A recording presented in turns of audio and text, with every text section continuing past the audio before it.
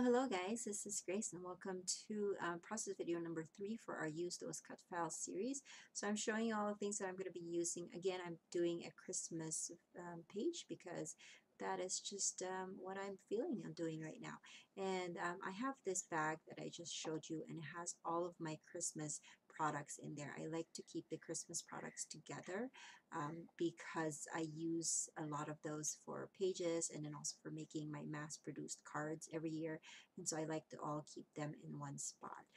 So for this particular layout, I wanted to focus on just backing up the cut files with some pattern paper. Now this is not new. I'm sure you've seen that with a bunch of YouTubers and other scrapbookers where they do this all the time, and I've done this before, but I just don't do it enough, and so I'm going to show you that. So this first star that I created, I actually put I had to trace the star so that I can cut the shape on this pattern paper. And one of the things that you have to take into consideration is if you flip, there are some shapes that are the same if you flip it, but there's also ones that don't have the perfect mirror image. And so I was not sure if this particular star would look, if I trace the shape on the back of the paper, would it be the same when I turn it over? And indeed it is the same. So from here on out, you're going to see me trace from the back because I didn't want to have to sit there and erase all of those lines that I created. And also make sure that when you're cutting, you're not cutting on the line of your trace. You're cutting just outside of it because you wanted to have a little bit more space where you can actually adhere the edges of those pattern paper stars onto the background.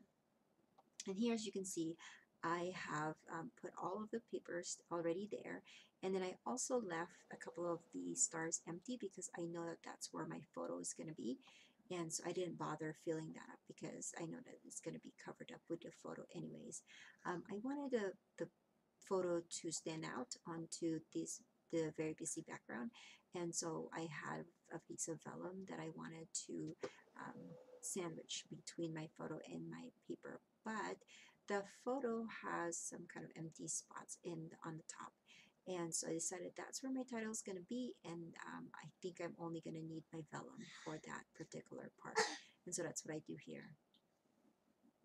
And then the celebrate is also a cut, or also cut from my silhouette, and so it's also considered a cut file, and it's just cut from a kind of purplish glittered cardstock.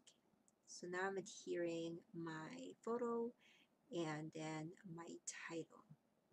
So I'm going to spell out Christ, because celebrate Christ, because it is a Christmas theme page. However, I do this all the time and I never learn my lesson is I never, before I stuck things down, I never really look at if I have all of the letters for that specific word that's available with the alphabet stickers that I am currently using. And so I have fallen in love with these chipboard letters, but I am missing an R to spell Christ. And so here I'm trying to figure out, well, what can I do? But the problem is it's, white letters on black cardstock. So I guess I could find a chipboard that's the same size and I can cover it with black cardstock and then, find a white letter. But I know I was feeling lazy to do all of those steps, and so I am going to just forgo making them all perfectly the same, and I'm going to go grab another thickers set, and then I'm just going to put an R there. Who cares? It spells it, and although it's not the same, it's the same color, and yeah, so I just go with it.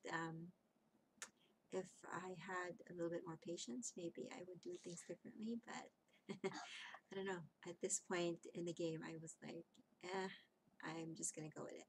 So I have this cut apart sheet that has all of like a birthday theme, but because this is a party of me, of us and a bunch of friends that got together, kind of like a little Christmas party that we did, and my husband's family, they have this tradition where they would reenact the birth of Christ. So the adults will read the scriptures from Luke, and then like in between it, we would sing carols.